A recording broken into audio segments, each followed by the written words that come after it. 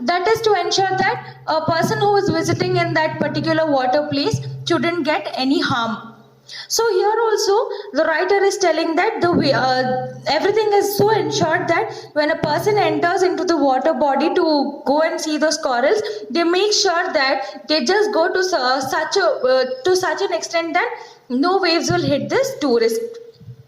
So here he is telling us the calm turquoise blue lagoons of Mauritius thus have become the world famous. They are still and calm like lotus ponds and are delight to those who like water sports such as scuba diving, swimming, surf riding, speedboat racing and yachting.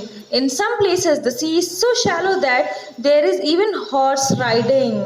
So here he is telling that inside the water bodies there are beautiful structures, and people who like to see that they get into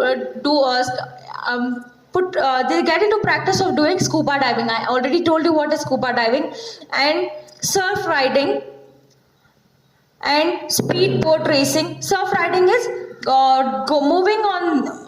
You'll be given with those water motors wherein you'll have to ride on the surface of water. That is top layer. And there's speedboat racing. That is boat racing will be done, and yachting. Those are yachts wherein you have to sit in that and go in the water body. In some places the sea is so shallow that you can even do horse riding. Shallow in this is not very deep. So writer is telling some parts of the water body is not deep. You can also sit on a horse and go and do horse riding. So, my wife and I, not being aquatic, we watch with amusement the avidity of the tourists from all parts of the world, extracting every bit of fun that the magnificent beach could yield. So, he's telling that the writer and his wife were not aquatic persons. They were scared of water. But they ensured that they enjoyed the place by admiring how the people from other parts of the world came and enjoyed every bit of fun. In this, they didn't miss even one part of the enjoyment. So even the writer enjoyed looking at the others. We step into a glass-bottom boat carefully without getting our feet wet and go on a cruise to observe submerged coral reefs and marine life. So here the writer is telling that they were very scared of water. So without even stepping into the water, they enter into the glass-bottom boat. This means the bottom of the boat has glasses around it so that when you go to the bottom part, you can see the coral reefs. Okay, so he's telling that he went into such a cruise. Cruise is a big ships on which you can do a voyage, and they carry on with so many dinner parties and all. Right? In Singapore, you have a cruise called as the Dream Cruise. Yes, it's a very big ship wherein you can go, dine, stay, and live a life in water. Not inside, but on the water.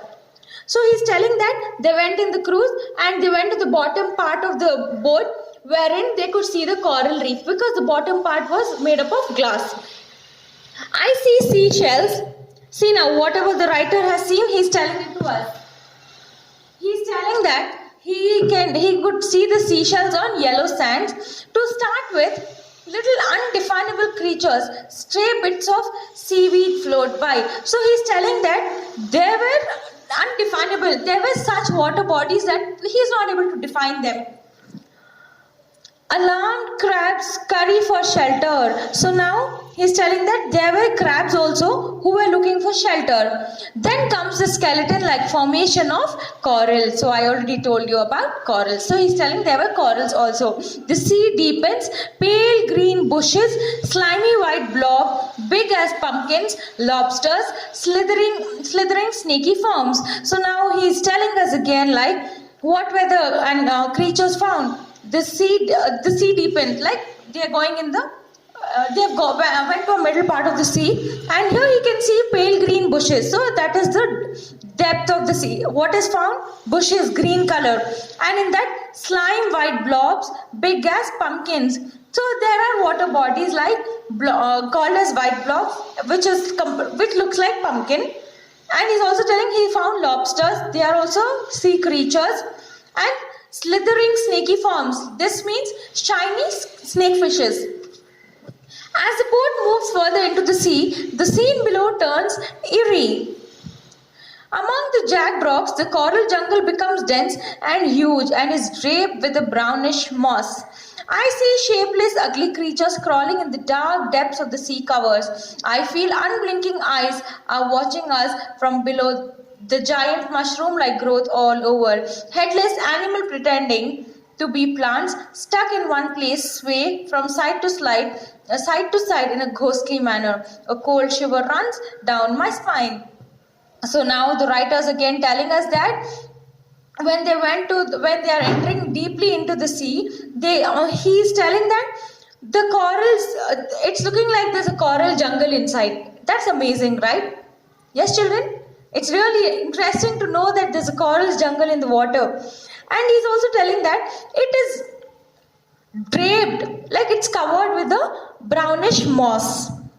And he's also telling that he can see some shapeless, ugly creatures. He doesn't know what they are, so he tells them that they're shapeless and they're ugly. And he's telling us even that there are some creatures who are hiding in between the corals, and it looks like they're going to come and attack anytime. And he's also telling that I feel somebody is seeing me from the dark, and this feel makes him shiver. So that is what he's trying to tell. The last line, a cold shiver runs down my spine, means looking at the creatures, he is getting scared.